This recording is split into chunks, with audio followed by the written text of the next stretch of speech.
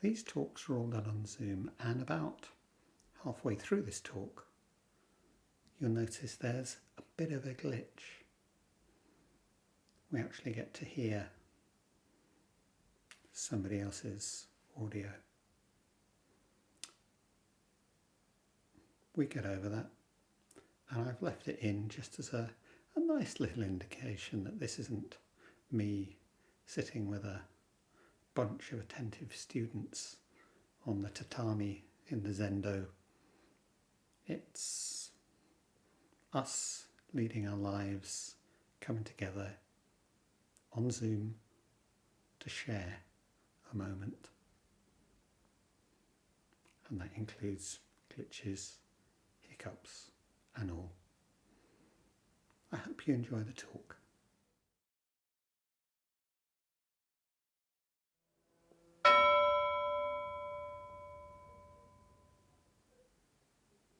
Sometimes Dharma talks make a particularly profound impression on you. Obviously, moments which we think of as insight can occur in any context.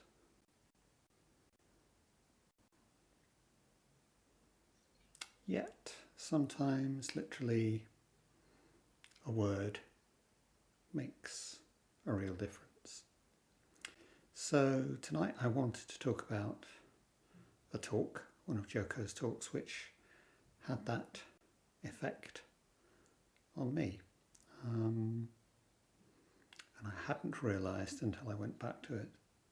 I have read this Dharma talk so many times that it was in actual fact a kind of koan commentary, which is unusual for Joko. So we'll start with the koan she's addressing.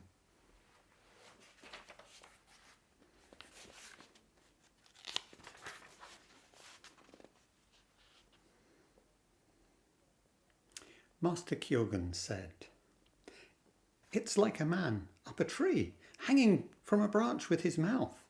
His hands cannot grasp a bough. His feet won't reach one. Now, suppose there is another man under the tree who asks him, 'What is the meaning of Bodhidharmas coming from the West?'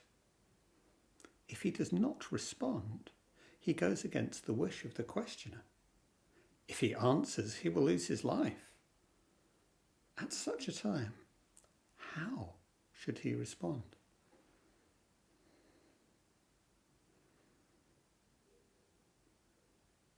We like to think of koans as a paradox, a mystery. In some ways, Joko's answer to this koan could not be more straightforward.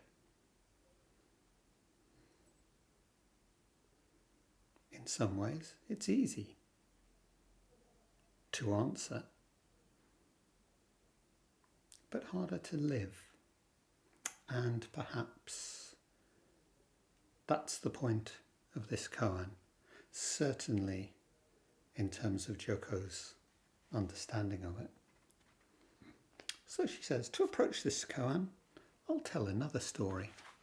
And she tells about when she was living on the East Coast and there was a hurricane, 130 mile an hour winds, terrible thing. Then, after 3 or 4 hours, within a matter of minutes, it became quiet. The sun came out and the birds started to sing. The wind ceased. We were in the eye of the hurricane. In another hour or so, the eye had moved on. The winds began again and we went through the other side of the whirling, massive wind. Though not as bad as the first side, it was also feared. Eventually, we were left with a huge mess to clear up.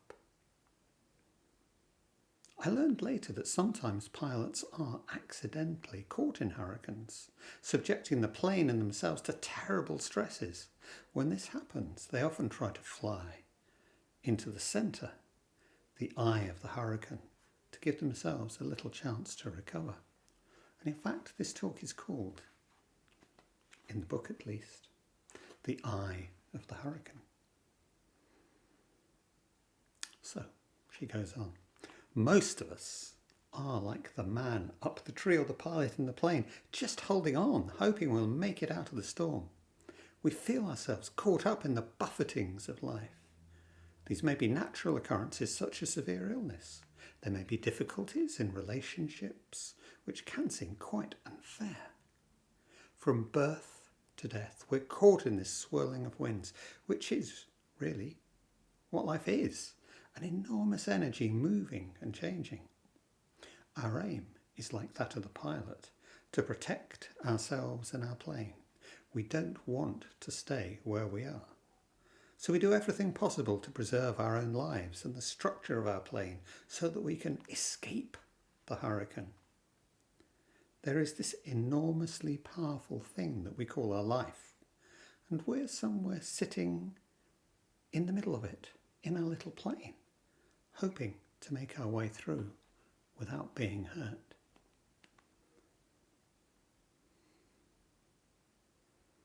I think that's a really wonderful description of the way that we lead our lives unreflectively, and that, if we're honest, most of us probably lead our lives in that way most of the time.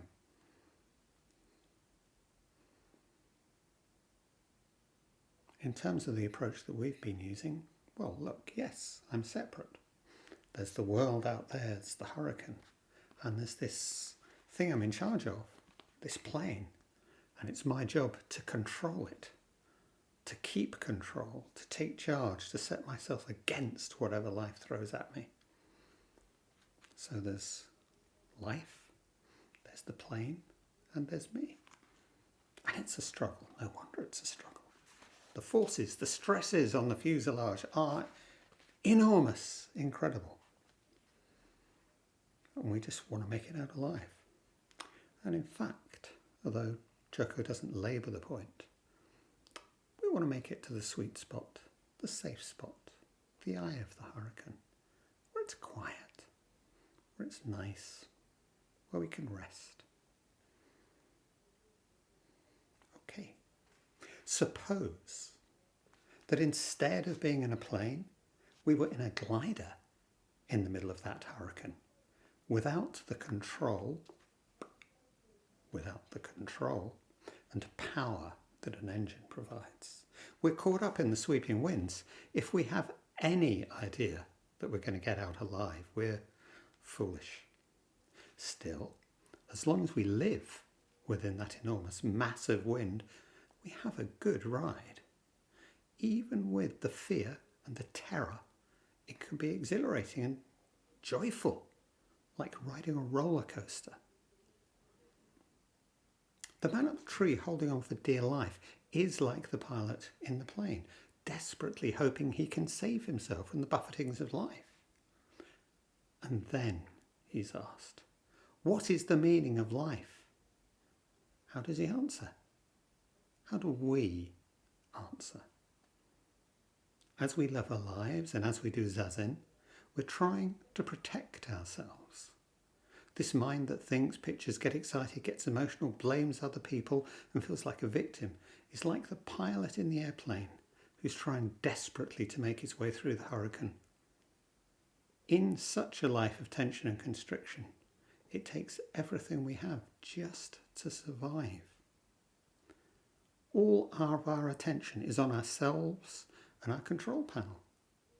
In trying to save ourselves, we don't notice anything else. But the man in the glider can enjoy everything, the lightning, the warm rain, the scream of the wind. He can have a great time. What will happen at the end? Well, both men die, of course.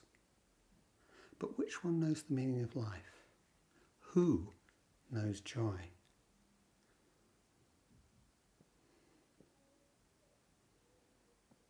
Like the first pilot, we spend our lives trying to protect ourselves. The more intent we are upon protecting ourselves from the buffeting of our current situation, the more stress we feel, the more miserable we are, and the less we truly experience our lives. We must ignore most of the landscape if we're obsessed with our control panels. Hello? Which will fail us sooner Hi. or later in any case. Okay. I am.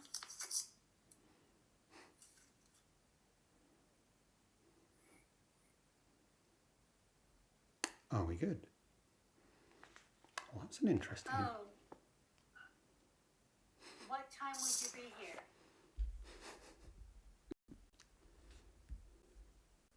Oh. No, that's okay. Where am I?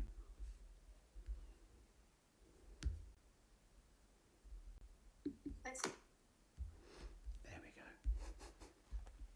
Right.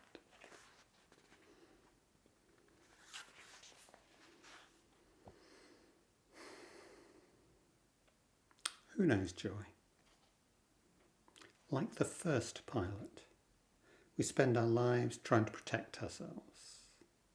The more intent we are upon protecting ourselves from the buffeting of our current situation, the more stress we feel, the more miserable we are, and the less we truly experience our lives. We must ignore most of the landscape if we're obsessed with our control panels, which will fail us sooner or later in any case. Only one thing finally solves the problem, but nobody wants to hear about it. Think about the man in the glider. Would he really want to be up there? From the very beginning, he doesn't have a chance. He's just there for the ride, the greatest ride in the world. Our own lives are like a ride, which inevitably ends in our death. We're trying to do the impossible to save ourselves. We can't do that. In fact, we're all dying right now. How many minutes do we have? Like the glider, perhaps we have just 1 minute, perhaps 100 minutes. It doesn't matter which, in the end. We're all going down. And actually, that's the phrase which the first time I read this hit me like a hammer between the eyes. We're all going down. No escape. And I realised in that moment how desperate I'd been my whole life. That everything should be neat, that everything should have a happy ending, that there's always some way out. And in fact, the kind of beginner's idiot response to the Koan stories, which set of paradoxes. I will think of a clever solution. This is clearly a problem in lateral thinking. There is a way out of this. And of course, the answer to the koan is always, there is no way out. There's nothing clever to do. There's no rabbit to pull out of a hat. We're all going down. And the image of the plane, the glider, spiralling towards Earth. The most powerful evocation of this that I'd encountered.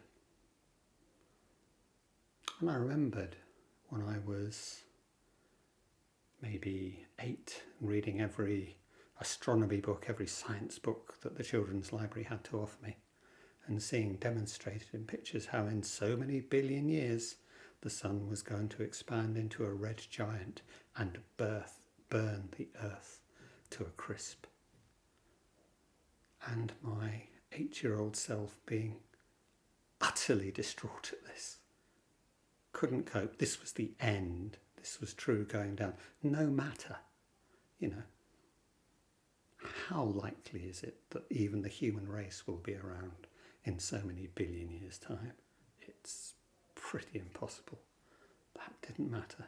This was the end. There was a full stop. Those war movies, and again, I spent my childhood watching often black and white war movies, which my dad was watching. And those ones at the end where the hero nobly struggles on, and then just before the final credits, the sound of a gunshot and the hero falls again. Utter despair, utter distraction, because we're all, without exception, going down.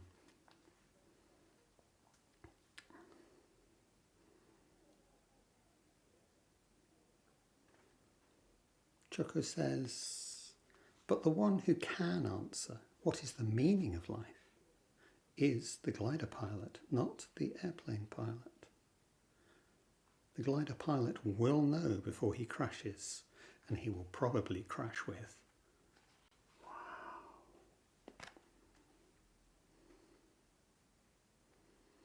I don't feel sorry, she says, for the pilot in the glider.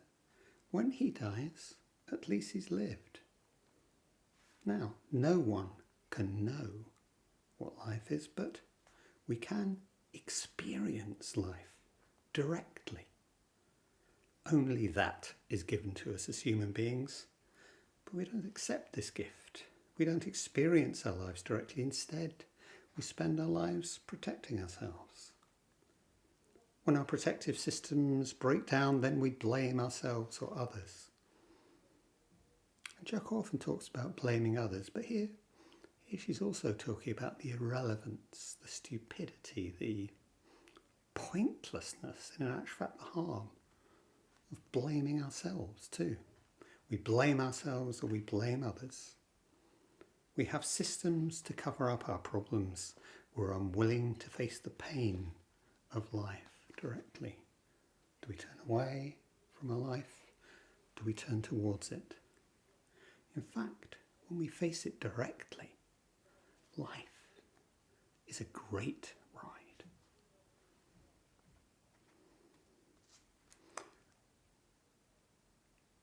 And so,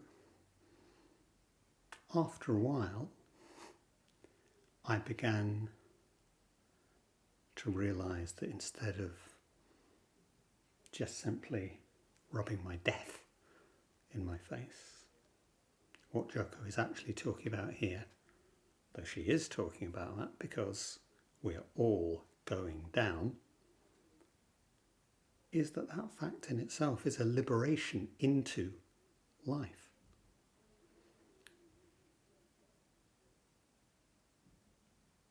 And this put me in mind of Shunryo Suzuki's famous line, which I keep coming back to because it seems so powerful. Renunciation is not giving up. Renunciation is understanding that everything goes away anyway. Our life.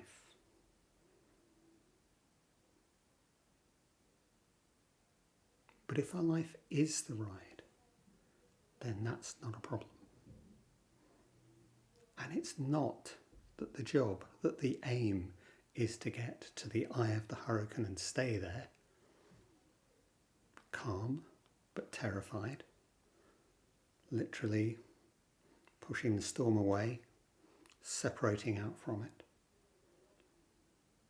Our life is simply to live the storm, to live the ride. And that the only option we get is to embrace that or not.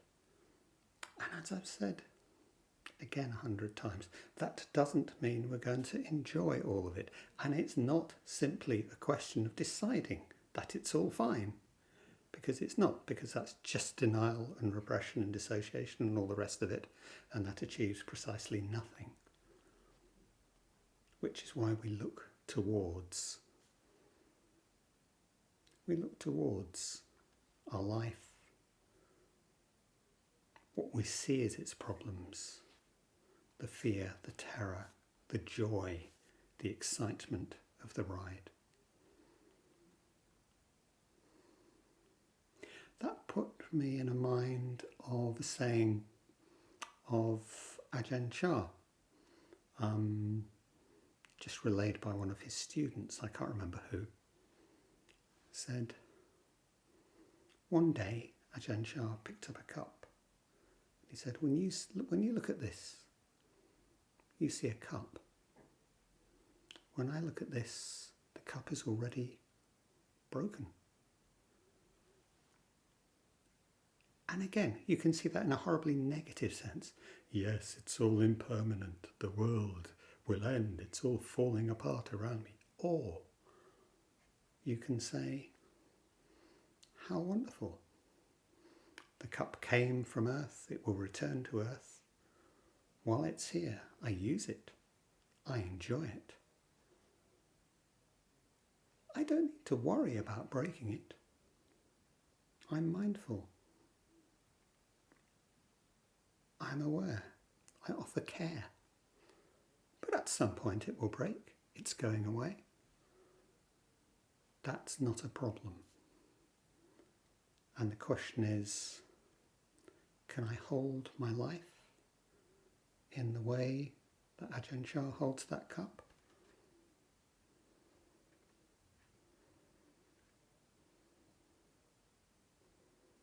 Last thought. Maybe.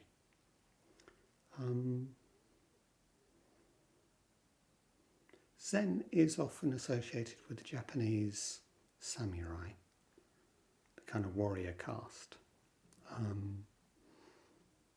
They liked Zen, sometimes for good and sometimes for very dubious reasons. It appeared to offer all kinds of license in behaviour and activity. But there's a line from one of the samurai instruction manuals, which is, in a 50-50 life or death situation, choose death.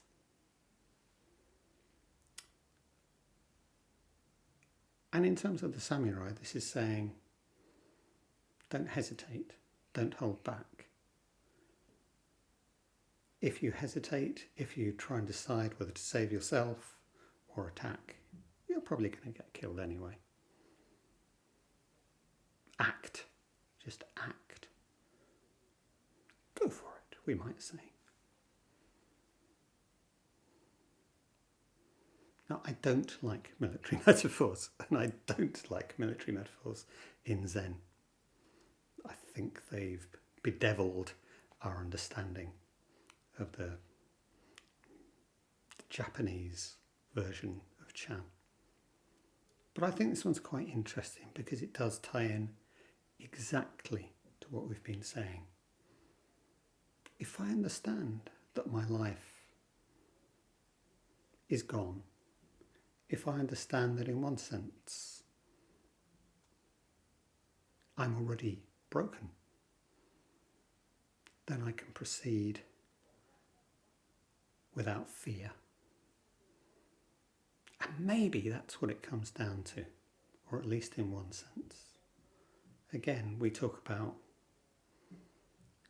the greatest gift of Avalokiteshvara, the Bodhisattva of compassion and care, as being no fear, as being the removal of fear.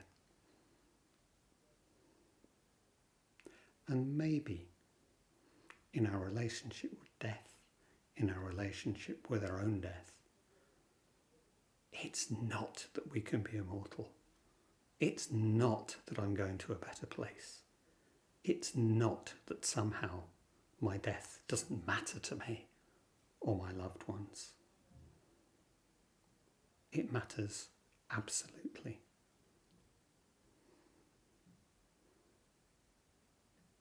But it's part of the ride. There's no ride without it. There's no safe place. There's no heaven. There's no eye of the hurricane that I can rest in for more than a moment. Enjoy the ride.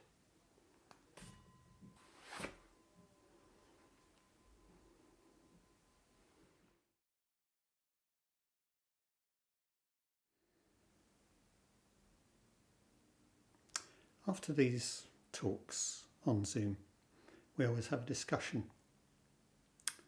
And that discussion reminded me that I'd missed something out that I wanted to say.